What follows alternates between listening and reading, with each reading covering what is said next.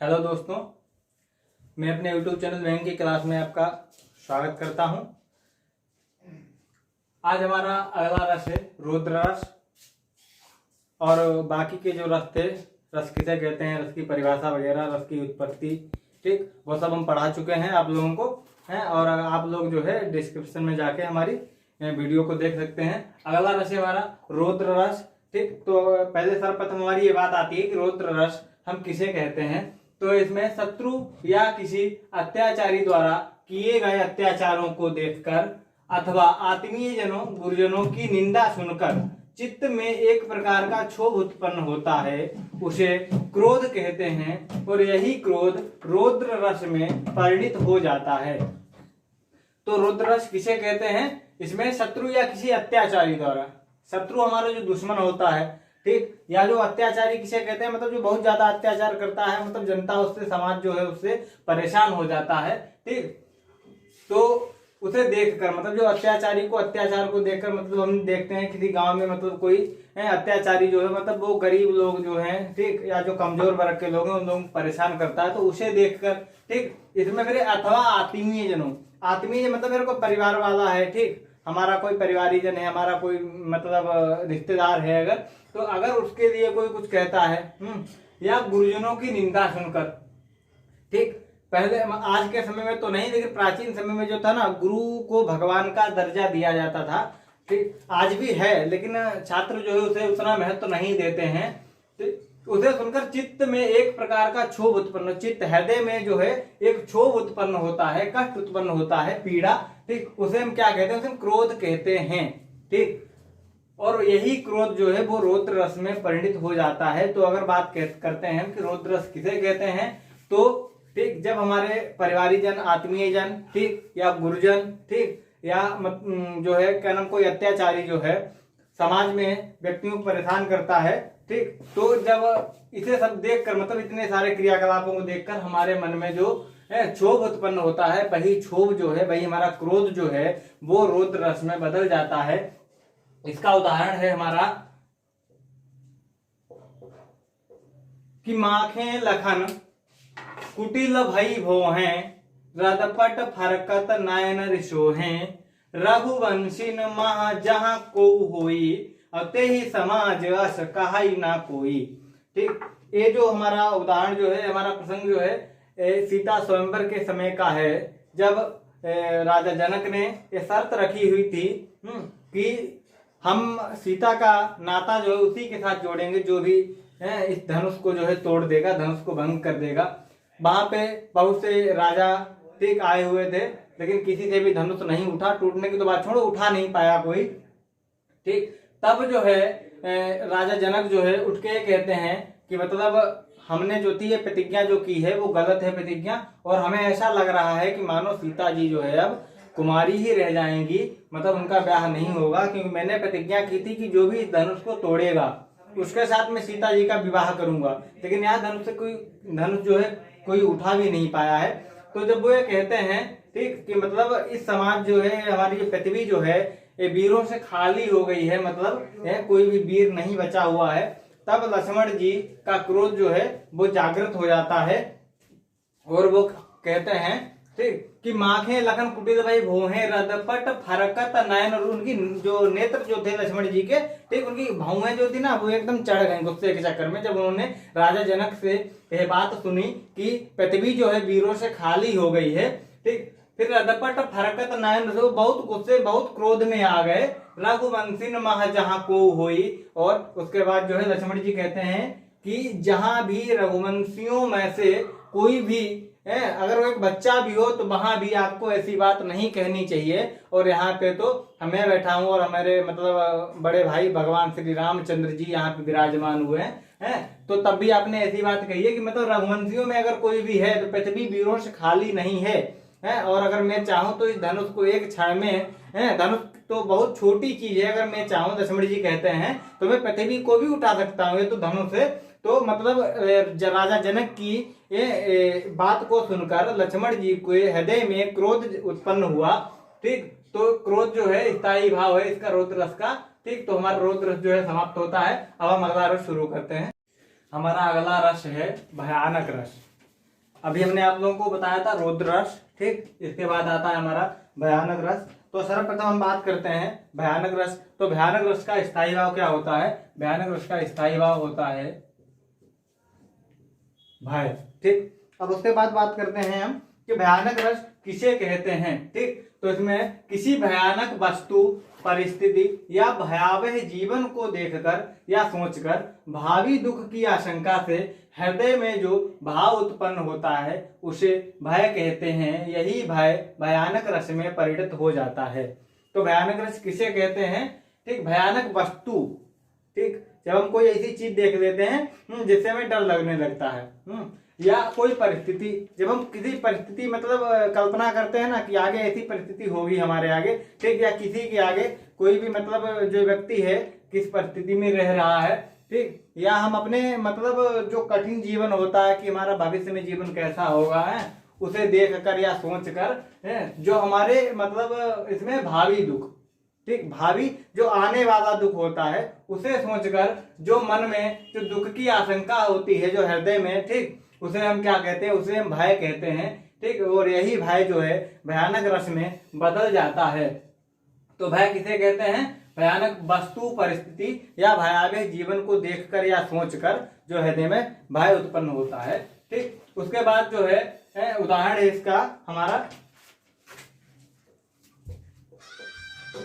क्या है? लंका की सेना तो कपि के गर्जन रव से कांप गई। लंका की सेना कपि के गर्जन रव से कांप गई, हनुमान के भीषण दर्शन से विनाश ही भाप गई। तो यहाँ पे भयानक रस है क्योंकि जो लंका की सेना थी, जब हनुमान जी ने लंका में प्रवेश किया तो उसके जो भगवान हनुमान जी का दर्शन किया, ठीक, हनुमान जी को देखा तो उसी से जो थे डर के मारे थर थर कांपने लगी लंका की सेना जो थी। और हनुमान के भीषण दर्शन से और हनुमान का दर्शन देखकर, ठीक, उन्हें आशंका लग गया कि अब जो है विनाश होने वाला है। हमारा अगला रस है शांत रस, ठीक। शांत रस किसे कहते हैं? शांत रस, इसमें संसार की नश्वरता, ईश्वर की सत्ता का ज्ञान हो जाने पर सांसारिक माया मोह के प्रति गिलान या वैराग्य हो जाता है, ठीक। जब मतलब दुनिया से कोई मतलब नहीं रहता है, ठीक, इस वैराग्य भावना को ही निर्वेद या वैराग्य कहते हैं जो शांत रस में परिणित हो जाता है, ठीक। शांत रस का स्थायी भाव क्या है? शांत रस का स्थायी भाव है निर्वेद। क्या है? निर्वेद, ठीक। तो क्या है? संसार की नश्वरता, ईश्वर की सत्ता का ज्ञान हो जाने पर जब मनुष्य सांसारिक मोह माया से बिल्कुल भी मतलब नहीं रखता है, ठीक, और भगवान के प्रति बिल्कुल समर्पित हो जाता है, ईश्वर को पूरी तरीके से जानने लगता है, तो उसके बाद और उसके मन में जो वैराग्य की भावना उत्पन्न होती है, ठीक, उसे ही हम क्या कहते हैं? शांत रस कहते हैं, ठीक। उदाहरण इसमें कि जब मैं था तब हरि नहीं, अब हरि है मैं नाय, सब अंधियारा मिट गया जब दीपक देखा माय। किसने लिखी है पंक्ति? कबीरदास के द्वारा लिखी हुई है कि जब मैं था, ठीक, मैं का मतलब यहाँ पे अहंकार से, जो मैं है, ठीक, कि जब मेरे अंदर अहंकार था तब मतलब भगवान के दर्शन नहीं हुए थे। अब हरि है मतलब अब भगवान के जब से मुझे दर्शन हो गए, मैंने भगवान को जान लिया, मैंने भगवान को पहचान लिया, अब हमारे अंदर अहंकार नहीं है, ठीक। उसके बाद सब अंधियारा मिट गया, जो हमारे मतलब अंदर अज्ञान रूपी अंधकार था, भगवान के दर्शन हो जाने पर, भगवान को जानने पर वह सब अंधेरा जो था वो मिट गया और अब मुझे दीपक की कोई भी आवश्यकता नहीं है। मतलब कहने का मतलब जो है, कबीरदास जी कहते हैं कि जब आदमी के अंदर अहंकार होता है, मनुष्य के अंदर अहंकार होता है, तो वह भगवान से कोई भी मतलब नहीं रखता है। और जब मनुष्य को भगवान का ज्ञान हो जाता है, भगवान के पास जाने का रास्ता पता लग जाता है, ठीक, भगवान को किस तरीके से प्राप्त किया जा सकता है, जब मनुष्य को वह ज्ञात हो जाता है, ठीक, उसके बाद जो है उसके अंदर अहंकार नहीं रह जाता है, ठीक, वहां पर वैराग्य उत्पन्न हो जाता है। हमारा अगला रस है बीभत्स रस, ठीक। तो बीभत्स रस का स्थायी भाव क्या होता है? बीभत्स रस का स्थायी भाव होता है जुगुप्सा।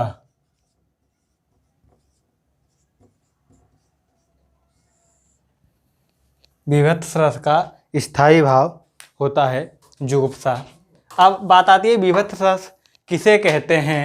तो काव्य में जहाँ सड़ी हुई लाशें, दुर्गंध आदि देखकर या अनुभव करके हृदय में जो जुगुप्सा का भाव उत्पन्न होता है वही बीभत्स रस कहलाता है। ठीक, तो बीभत्स रस किसे कहते हैं, जहाँ पर सड़ी हुई लाशें, ठीक, या दुर्गंध, जब लाशें सड़ जाएंगी तो उनसे दुर्गंध भी आएगी, महक आएगी, ठीक, आदि को देखकर या अनुभव करके, ठीक, हृदय में जो जुगुप्सा का भाव उत्पन्न होता है। जब हम कहीं सड़ी हुई लाशें देख लेते हैं या कोई ऐसा दृश्य देखते हैं, ठीक, जैसे कहीं भयंकर एक्सीडेंट हो जाता है अगर, ठीक, तो वहाँ जब हम उस दृश्य को देखते हैं, ठीक, तब तो हमारे अंदर जो है जुगुप्सा का भाव उत्पन्न होता ही है।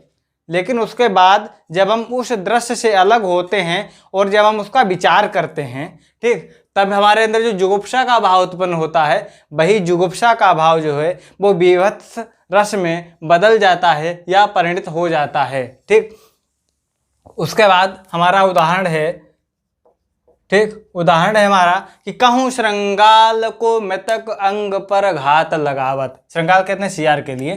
ठीक, सियार जो है कहीं पर मृतक अंग मतलब जो मृत शरीर पड़ा हुआ है उसके ऊपर घात लगा रहा है। कहूँ को सब पर बैठी गिद्ध चट चोट चलावत।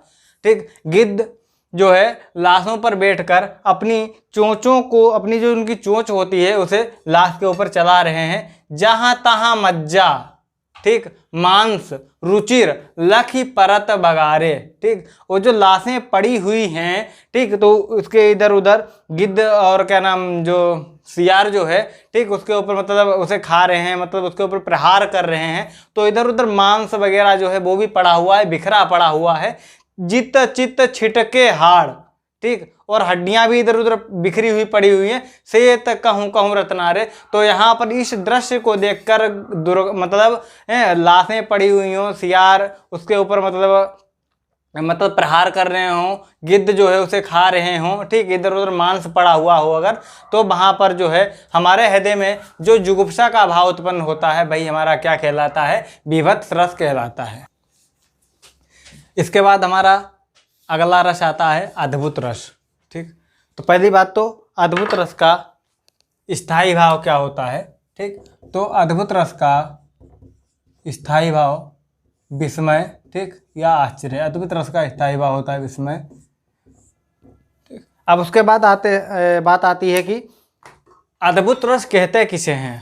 ठीक, तो इसमें है किसी विचित्र वस्तु, परिस्थिति, अलौकिक घटना आदि को देखकर हृदय में कौतूहल तथा विस्मय का भाव उत्पन्न होता है, उसे हम अद्भुत रस कहते हैं।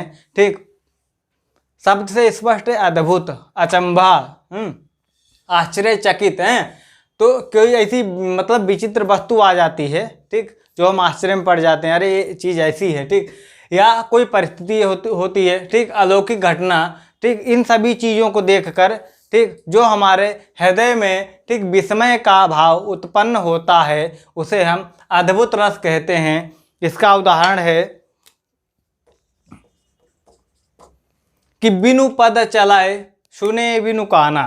क्या कि बिनु पद चलाए सुने बिनु काना, कर बिनु करम कराए विधि नाना, आनन रहित सकल रस भोगी, बिनु बानी बकता बड़ जोगी। ठीक, ये अद्भुत रस का उदाहरण है। अद्भुत रस कैसे है कि बिनु पद चले, पैर नहीं है फिर भी चल रहा है। ठीक, जिसके पैर ना हो और वो चले, ठीक, अगर ये बात सुनने को मिलती है ना तो अचंभा लगता, आश्चर्य होता है कि पैर नहीं फिर कैसे चलता है। सुना है बिनु काना, कान नहीं है फिर भी सुन रहा है, सब कुछ सुनता है, हैं। कर बिनु करम कराई विधि नाना। ठीक, हाथ नहीं है, हाथ जो है वो नहीं है लेकिन तब भी विभिन्न नाना प्रकार के कर्म कर रहा है। ठीक, आनन रहित सकल रस भोगी है। आनंद रहित, आनंद मतलब मुख या सिर नहीं है फिर भी सारे रसों का भोग कर रहा है। ठीक, बिनु बानी बकता बड़ जोगी। ठीक, उसके बाद आता है कि मतलब बिनुबानी, ठीक, सब बिनुबानी बगैर बाणी के, ठीक, मतलब बोलता कुछ भी नहीं है, उसके बाद भी वह बहुत अच्छा वक्ता गिना जाता है। तो इस प्रकार इसमें जो है अद्भुत रस हुआ जाके हमारा। उसके बाद हमारा अगला रस आता है भक्ति रस, ठीक। तो भक्ति रस का स्थायी भाव क्या होता है? भक्ति रस का स्थायी भाव होता है भगवद विषयक अनुराग। हमने आप लोगों को बताया था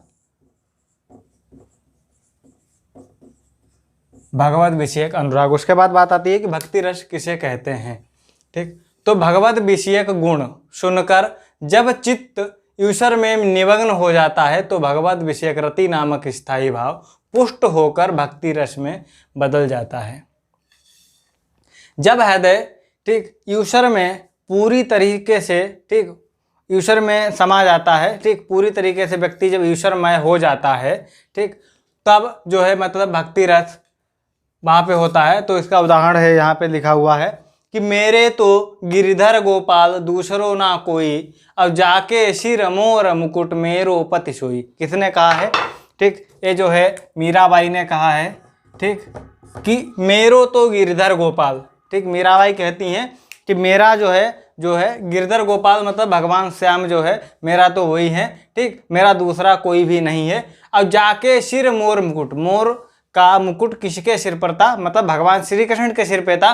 तो मीरा जी कहती हैं कि जाके सिर मोर मुकुट, जिसके सिर पर मोर का मुकुट है मेरा पति वही है। तो यहाँ पे जो है मीराबाई की भक्ति को भगवान श्री कृष्ण के प्रति दर्शाया गया है कि मीराबाई की भक्ति भगवान श्री कृष्ण के प्रति कितनी अगाध थी। उसके बाद हमारा अगला रस आता है वात्सल्य रस, ठीक। वात्सल्य रस का स्थायी भाव जो है वो है वत्सलता। क्या है? वत्सलता, वात्सल्य रस का स्थायी भाव, ठीक। अब उसके बाद कहते हैं वात्सल्य रस किसे कहते हैं, ठीक। तो माता पिता का संतान के प्रति प्रेम। इसमें कोई मतलब वात्सल्य रस किसे कहते हैं, कुछ भी इसमें समझने और याद करने के, माता पिता का संतान के प्रति प्रेम, ठीक, उसे हम क्या कहते हैं? वात्सल्य रस कहते हैं, ठीक। इसका उदाहरण है जशोदा हरि पालना झुलावै, हल रावै दुलरावै मलहावै और जोई सोई कछुगावै। जो ये उदाहरण जो है इसमें माँ यशोदा का भगवान श्री कृष्ण के प्रति प्रेम को दिखाया गया है। इस तरीके से हमारे रस जो है वो सारे रस खत्म होते हैं, ठीक। धन्यवाद।